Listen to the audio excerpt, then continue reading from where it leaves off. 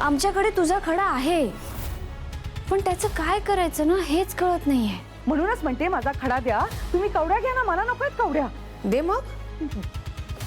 आधी खडा दे. तू कवड्या तुझ्याकडेच ठेव, आपण जाऊया. चल. बरोबर आहे, चल. थांबा.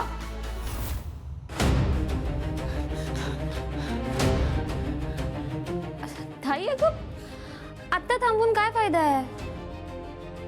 तू काय आधी कवड्या द्यायला तयार नाहीयेस, आणि काहीही झालं तरी सुद्धा आधी आम्ही तुला तुझा खडा देणार नाही. मग काय फायदा आहे थांबून? चल मीरा.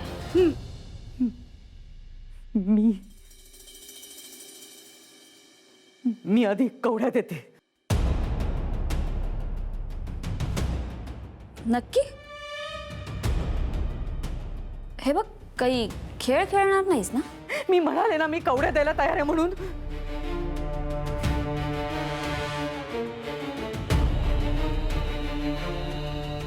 दे.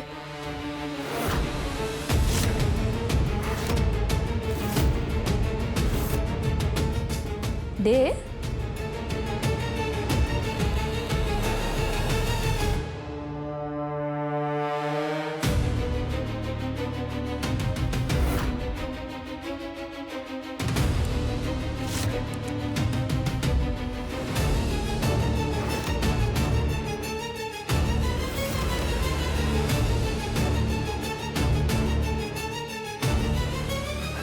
आता माझा खडा दे.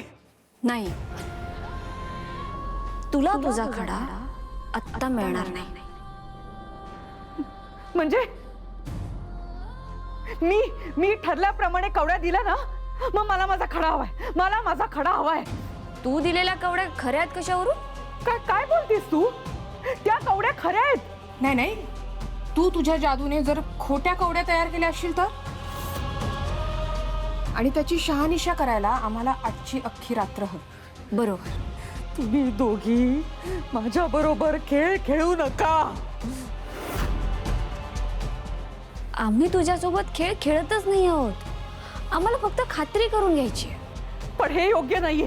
हे योग्य नाही. असं काही ठरलं नव्हतं आधी. तुम्ही तुमचा सौदा मोडताय. मला माझा खडा हवाय. हे बघ मंजिरी, तू काहीही केलंस ना तरी सुद्धा ह्या कवड्या जोपर्यंत खऱ्या आहेत याची आम्हाला खात्री पटत नाही, तोपर्यंत तुला तुझा खडा मिळणार नाही. मला माझा खडा द्या.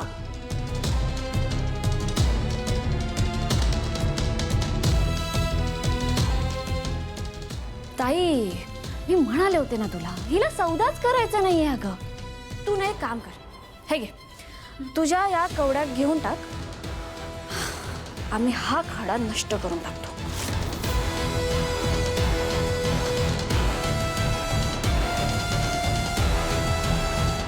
घे.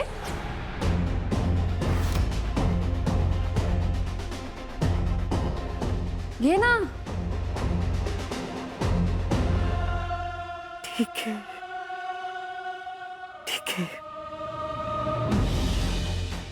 तुम्ही खात्री करून घ्या.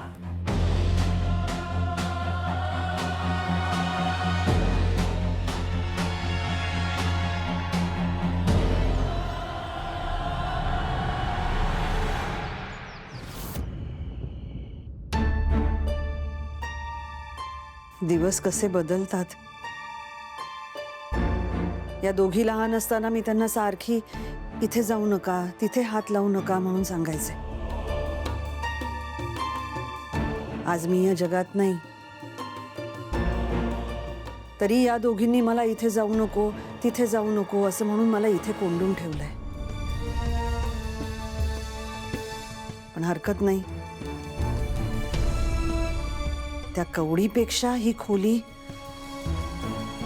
1000 पटींनी बरी.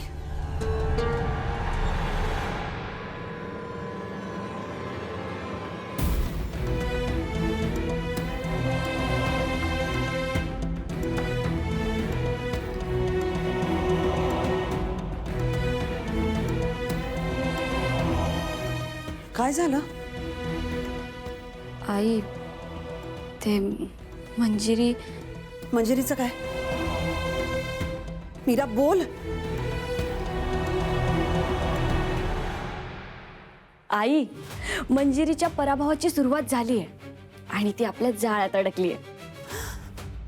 हो आई, आता ती तुला कवडीत परत कधीच कैद करू शकणार नाही. हा,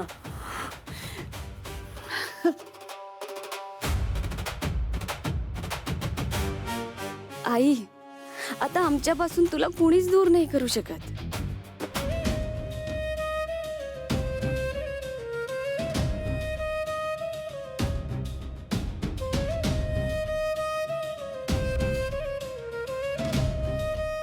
हो ना ताई? मीरा, आम्ही आत्मा आहोत.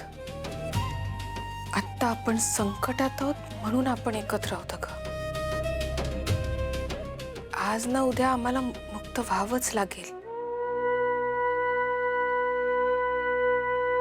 ताई, मीरा, आत्म्याला मुक्ती मिळणं हेच त्याचं ध्येय असतं. आई, तू आत्ताच तर भेटली आहेस ना मला. हे बघ, तुझा चेहरा एकदम धुसरसा आठवत होता मला आणि तोच चेहरा डोळ्यासमोर ठेवून मी आजवर जगत आले. अगं, मी जेव्हा जेव्हा बाबांसोबत स्मशानात जायची ना, तेव्हा तेव्हा मी बाबांना हेच विचारायचे की माझी आई कुठे, ताई कुठे.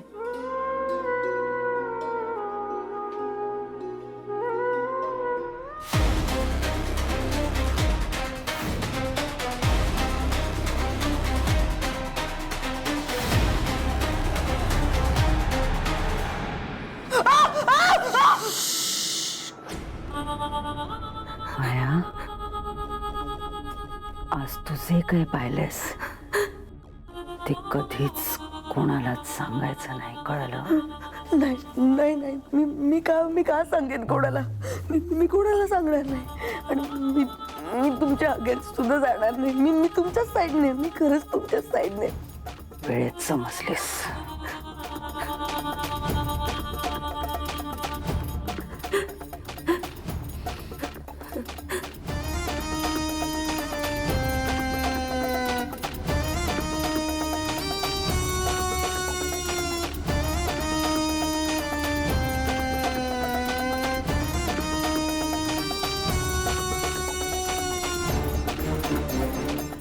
मला आता सगळं समजूनच घ्यावं लागेल.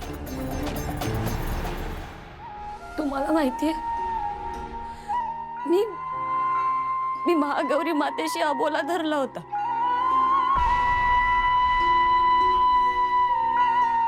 जोपर्यंत मला माझी ताई भेटत नाही तोपर्यंत मी तुझं तोंडही बघणार नाही, याचा वाद घालत होते मी तिच्याशी. मला माझी ताई भेटली, पण आई, तू मला भेटशील याची मला कल्पनाही नव्हती ग.